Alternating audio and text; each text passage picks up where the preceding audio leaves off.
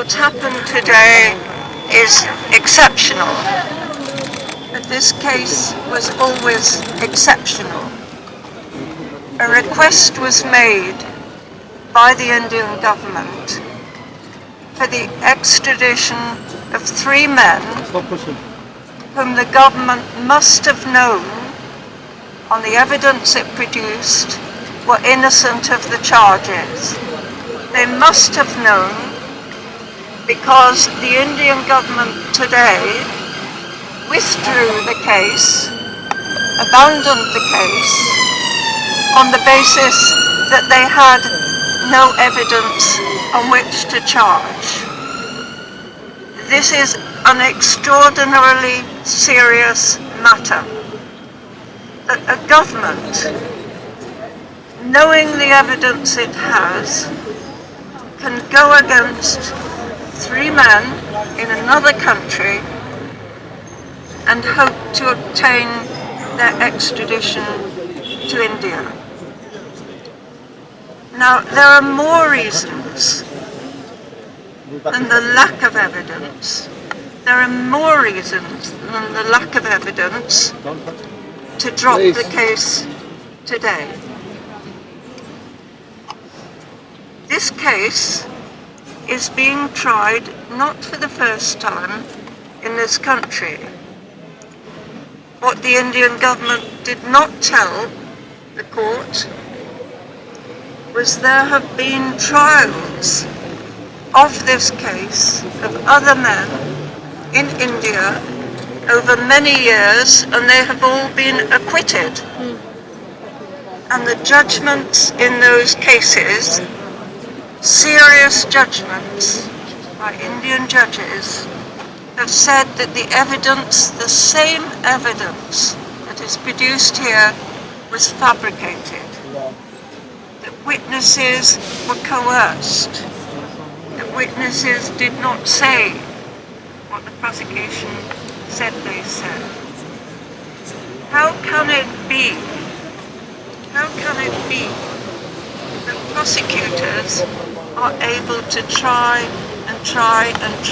again on the same discredited evidence? Now, in some ways, it's a disappointment that this case has finished in this court without the defense evidence being heard. The defense evidence would have been important to tell a convincing history of the behavior of particular police towards the Sikh community.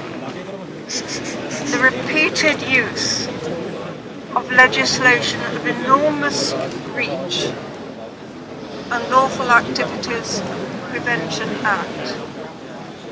We in the defence were astonished when we began to understand the record of how people in India can be arrested and proceeded against year after year without ever having been brought to trial.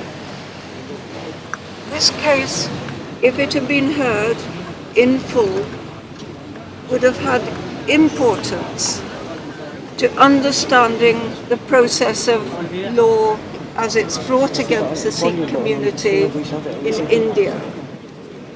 Would have helped to understand how brave lawyers in India are combating these repressive laws. And it would have helped to understand how it is that a British man, Mr. Johal, has been detained year after year after year on evidence of the same kind, a wafer-thin case based upon a confession that's come from torture. But of extreme interest to us in investigating was that police officers in this case, being used to support the prosecution, had themselves been convicted of involvement in disappearances, torture and murder had been convicted and yet had continued to serve as police officers. And one of those officers, we were astonished to note, was one of the officers identified by Mr. Joe Howell as having been involved in his torture. All of this is relevant to what steps can and should be taken by this country in relation to the position of people like Mr. Joe Howell, a British citizen in India at the time. We hope that what comes out of this case is a recognition that it isn't fitting to simply accept what a government says, but a duty to inquire far further. Now, we know that there are many MPs in this country who have expressed their concern, expressed their support for the defendants in this case. And we hope that what we've learned in this case can lead to real change and real recognition, and that the Foreign Secretary will now take up arms in the case of human rights of people who are detained there. So we've had a learning exercise, and it's our duty, I think, now to share it.